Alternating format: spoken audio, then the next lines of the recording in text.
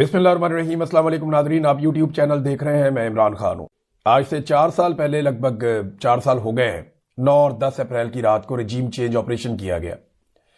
Regime change operation के बाद जो हुकूमत बनाई जर्नैलों ने, उस हुकूमत ने पाकिस्तान का तया पहुंचा कर दिया।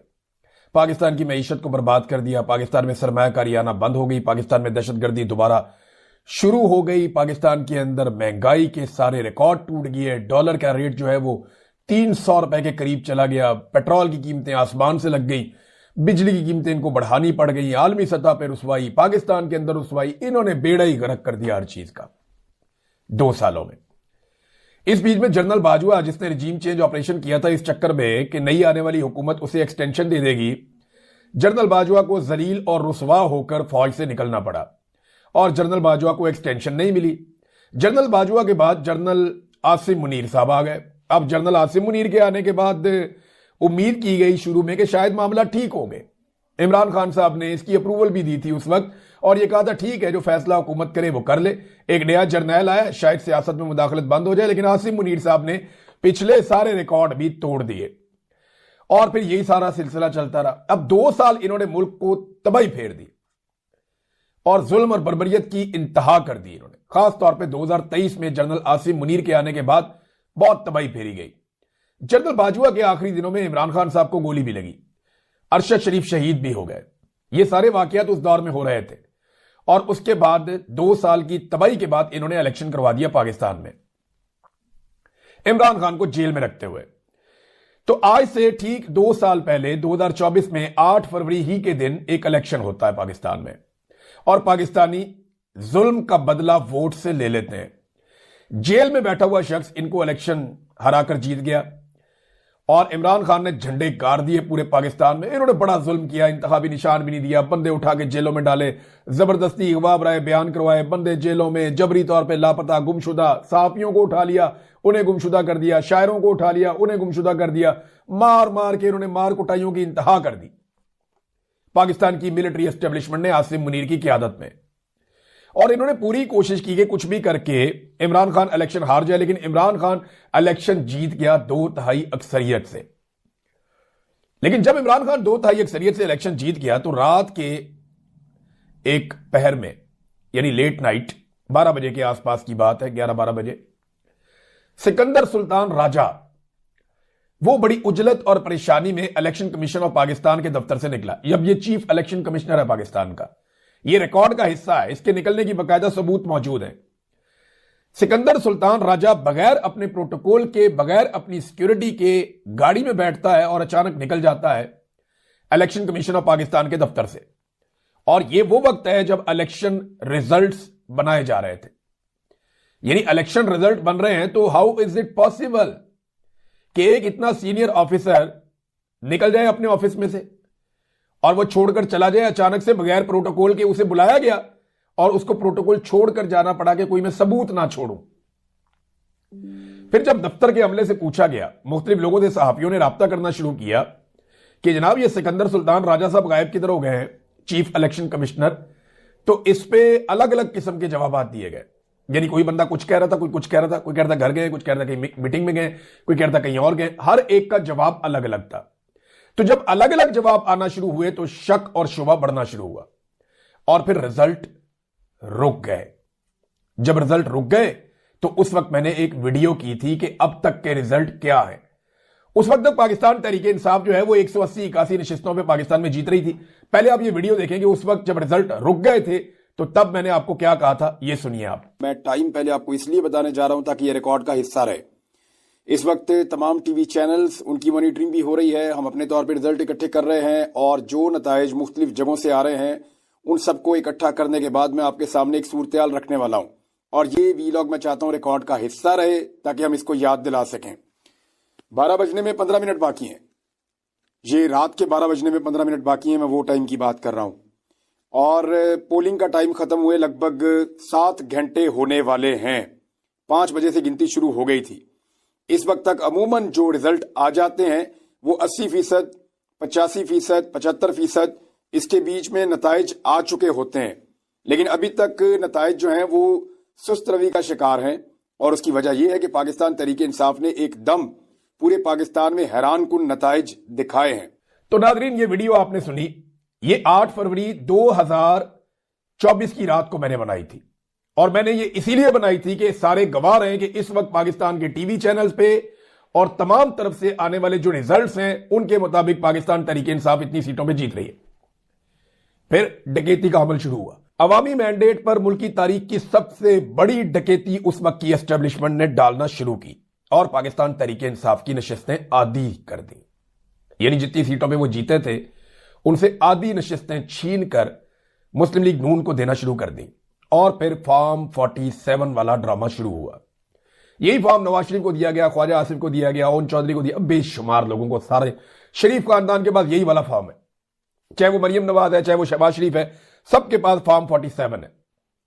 जाली फॉर्म 47 जारी कर दिए गए। इलेक्शन इन्होंने अपनी तरफ से जीत लिया, अपनी एक जाली हुकूमत बना ली। ना सिर्फ जाली हुकूमत बना ली बल्कि वो हुकूमत भी सीरियस होगी कि हम ही हुक्मरान हैं।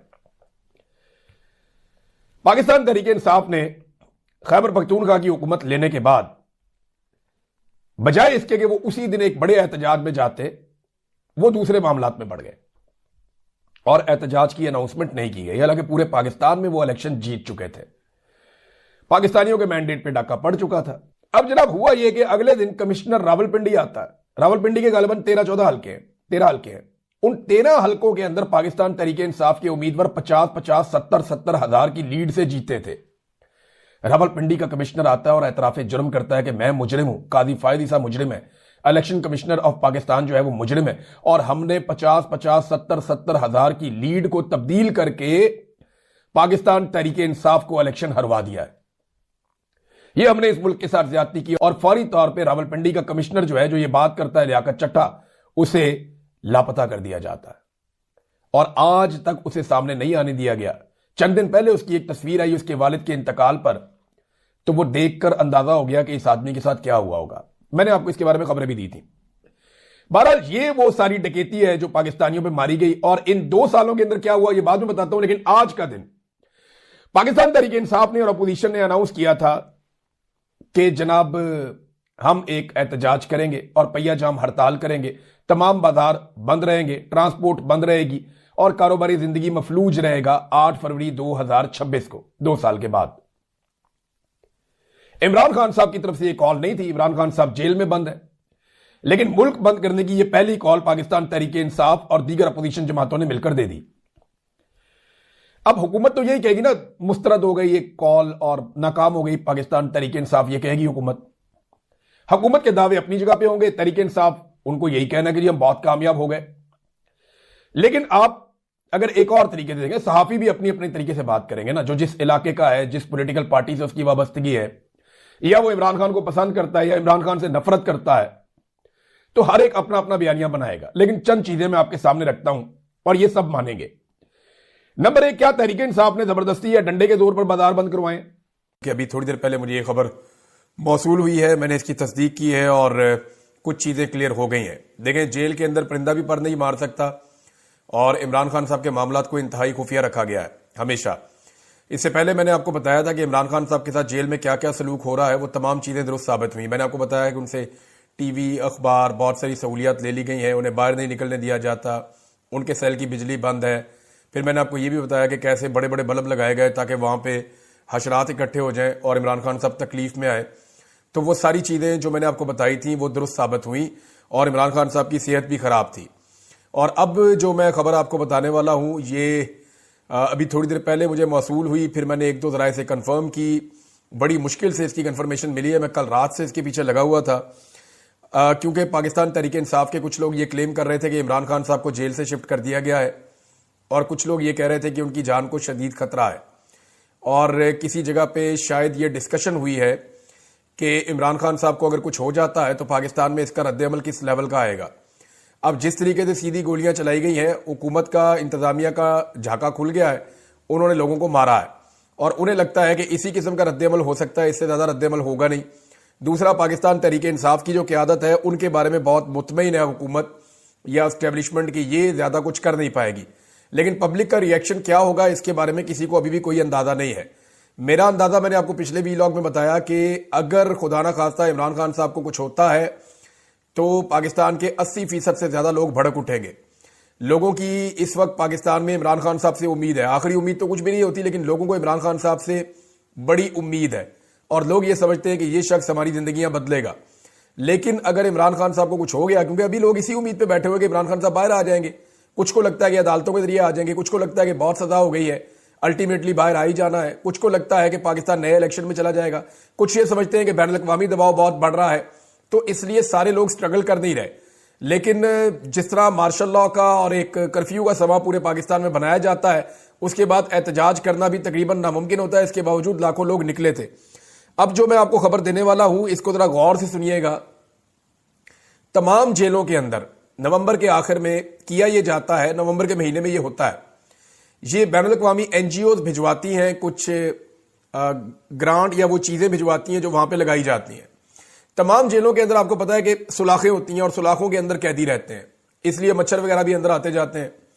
तो इन सुलाखों के ऊपर सुई धागे के साथ कुछ खास किस्म का एक प्लास्टिक आता है, जिसको आपने देखा होगा, ये जो लेंटर में डलता है प्लास्टिक, ये इसमें ट्रांसपेरेंट होता है, इसके आर पार आप थोड़ा बहुत देख भी सकते हैं, यानी आपको नजर आ जाता है कि इसके अंदर क्या हो रहा है। तो ट्रांसपेरेंट टाइप का एक प्लास्टिक आता है, वो प्लास्टिक लगा दिया जाता है तमाम जेलों के दरवाजों के ऊपर, और इसको जो है वो सुई धागों के साथ सिया जाता है ताकि सर्दी जो है वो अंदर ना जाए जेलों के। इमरान खान साहब को जेल के जिस हिस्से में रखा गया है, इसका डिजाइन कुछ ऐसे है कि गर्मियों में इसके अंदर धूप जाती है, इसके अंदर गर्मी शदीद हो जाती है, ये ओवन की तरह पकता है। अब ये सियासी कैदियों को या जिन कैदियों को अजियत देनी होती है ना, उनको इन बैरक्स में रखा जाता है। गर्मियों में पूरा सूरज का रुख इस बैरक की तरफ होता है, और क्योंकि सूरज अपनी डायरेक्शन चेंज करता है सर्दियों से गर्मियों में, और उसके अंदर जो है वो ठीक ठाक धूप अंदर जाती है और ये ओवन की तरह गर्म हो जाता है। सर्दियों में यहां पे सूरज की धूप अंदर नहीं जाती, उसकी वजह से ये सारा दिन भी यख रहता है, ये ठंडा रहता है। अब इस वक्त की सिचुएशन ये है कि इमरान खान साहब के सेल में से रात गए ये प्लास्टिक उतार दिए गए हैं। ये 4 दिन पहले अडियाला जेल में लगाए गए थे कैदियों के लिए ये प्लास्टिक, और सुई धागे के साथ इनको सिया गया था ताकि कैदियों को सर्दी ना लगे। इमरान खान साहब को भी यह सहूलत दी गई थी, लेकिन अब जो लेटेस्ट इतला यह है कि रात गए इमरान खान साहब के सेल से प्लास्टिक की ये शीटें काट के उतार दी गई हैं ताकि अंदर सर्दी दाखिल हो और इमरान खान साहब को अजियत दी जाए। ये सब कुछ इमरान खान साहब को अजियत देने के लिए किया जा रहा है। और इसके अलावा एक सोर्स ने यह बात की है कि इमरान खान साहब की कुछ तबीयत ठीक नहीं है, वो थोड़ा सुस्त दिखाई दे रहे हैं, और उनको जो खाना दिया जा रहा है शायद वहां पे कोई कंप्रोमाइज है। इमरान खान साहब खुद कई दफा कह चुके हैं, उनके साथी कह चुके हैं कि उनको स्लो पॉइजन करने की कोशिश की जा रही है। इस वक्त इमरान खान को जान से मारने की खबरें भी आ रही हैं। खुदा ना खास्ता अगर इमरान खान साहब को स्लो पॉइजन किया गया या किसी हादसे में या किसी भी वाकये में इमरान खान साहब को कुछ भी होता है, तो ये बात, ये पूरा निजाम और सिस्टम, सब लोग ये समझ लें कि इल्जाम जो है वो इस वक्त जितने भी लोग साहिब इक्तदार हैं या जिनके पास पावर है, ये सारा इल्जाम उनके ऊपर आ जाएगा। स्पेशली पाकिस्तान की एस्टेब्लिशमेंट बहुत बुरी तरह फंस जाएगी। ये जो प्लास्टिक की शीटें लगी हैं 4 दिन पहले, इमरान खान साहब के सेल से इनको उतार दिया गया ताकि रात भर वो अजियत में रहें और वो सर्दी में ठिठरते रहें। उसके बाद एक और हुक्मनामा आया है, वो मैं आपके साथ शेयर कर देता हूं कि अब तक की मेरी इत्तला के मुताबिक इमरान खान साहब को अडियाला जेल से शिफ्ट करने का फैसला कर लिया गया है। ये हुक्म आ गया है, ये फैसला भी कर लिया गया है, और ये हुक्म जेल खाना जात का जो अमला है उनको पहुंच गया है। यानी इंतजामिया को यह पता चल गया है कि अब इमरान खान साहब को यहां से शिफ्ट करना है, उनके इंतजाम किए जाएंगे। हो सकता है आज किया जाए, हो सकता है कल किया जाए, लेकिन अब जो इतला है मेरे पास उसके मुताबिक इमरान खान साहब को जेल से शिफ्ट कर दिया जाएगा किसी और जगह पे। अब कहां शिफ्ट किया जाएगा, हो सकता है किसी और जेल में शिफ्ट किया जाए, हो सकता है किसी और अकूबत खाने में किसी और जगह पे ले जाए, और यह भी मुमकिन है कि इमरान खान साहब को मिलिट्री कस्टडी में ले जाए या किसी और जगह शिफ्ट किया जाए। जो भी किया जाएगा इमरान खान साहब के साथ, ये अगले घंटों में हो जाए, दिनों में हो जाए, लेकिन यह फैसला हो गया है। और इसका बाकायदा जो एक हुक्मनामा होता है वो भी गालिबन जारी हो गया है, और मेरी इतला के मुताबिक वहां पे तैयारियां की जा रही हैं कि इमरान खान साहब को अगर जेल से शिफ्ट करना है तो किस वक्त शिफ्ट करना है, किस तरीके से शिफ्ट करना है, और इसका क्या मैकेनिज्म होगा, किस तरीके से लेकर जाएंगे, इसके ऊपर सारी प्लानिंग की जा रही है। इमरान खान साहब को जेल से शिफ्ट करने का मकसद क्या है? देखें, जितने मुकदमात इमरान खान साहब के ऊपर हैं वो सारे के सारे ऑलमोस्ट खत्म हो गए हैं। जितने बड़े मुकदमात बनाए गए थे, चाहे तोशा खाना है, चाहे उसके अंदर अलकादर है, उसका भी कोई सिरा नहीं निकल रहा, उसमें कुछ निकलेगा नहीं। साइफर वाला केस खत्म हो गया है, इद्दत वाला केस खत्म हो गया है, दीगर जो मुकदमात बहुत सारे बनाए गए उनमें इमरान खान साहब की जमानतें होती चली जा रही हैं। सिर्फ इमरान खान साहब की अब 9 मई के मुकदमात में जमानतें होना बाकी हैं। ये मामला अगर हाई कोर्ट में चैलेंज हो जाएगा तो वहां पे भी अगर रिमांड चैलेंज हो गया तो इमरान खान साहब को वहां से बेल मिल जाएगी। वुकला रिमांड चैलेंज इसलिए नहीं कर रहे क्योंकि वो भी ये समझते हैं कि अगर रिमांड चैलेंज कर दिया तो किसी नए मुकदमे में इमरान खान साहब की गिरफ्तारी डाल दी जाएगी। इमरान खान साहब हार मानने को तैयार नहीं है, वो सरेंडर करने के लिए तैयार नहीं है, अपने मौके से पीछे हटने के लिए तैयार नहीं है। तो 2 चीजें मुझे जेल से पता चली, एक ये कि इमरान खान साहब की तबीयत ठीक नहीं है और गालिबन उन्हें जो खाना दिया जा रहा है वो कंप्रोमाइज है या स्लो पॉइजनिंग है या कोई ऐसी चीज है जिसके बारे में जिसने मुझे खबर दी उसने मुझे कहा मुझे शक है कि बंदा ऐसे एकदम ढीला नहीं पड़ता, इमरान खान साहब के साथ कोई थोड़ा हेल्थ इशू है। दूसरा, उसने ये कहा कि उसको भी ये शक है कि इमरान खान साहब का जो खाना है उसके अंदर कुछ किया जा रहा है। तीसरा, ये मेरे सोर्स ने कहा, मैं इसको कंफर्म अभी नहीं कर सकता क्योंकि इसको किसी दूसरे बंदे ने कंफर्म नहीं किया, लेकिन एक बात कंफर्म की गई है कि जो इमरान खान साहब के सेल के बाहर शीटें लगाई गई थी सर्दी को रोकने के लिए वो उतार दी गई हैं रात को, और ताकि वो सर्दी के अंदर ठिठुरते रहें और वो परेशान रहें। तीसरा, इमरान खान साहब को जो है वो जेल से शिफ्ट करने का फैसला कर लिया गया है। इसके ऊपर अमल दरामद कब होता है इसके बारे में कंफर्मेशन नहीं है, लेकिन उनको जेल से लेकर जाया जाएगा। कहां ले जाया जाएगा इसके बारे में अभी तक नहीं पता, लेकिन यह बता दिया गया है कि जेल से अब इमरान खान साहब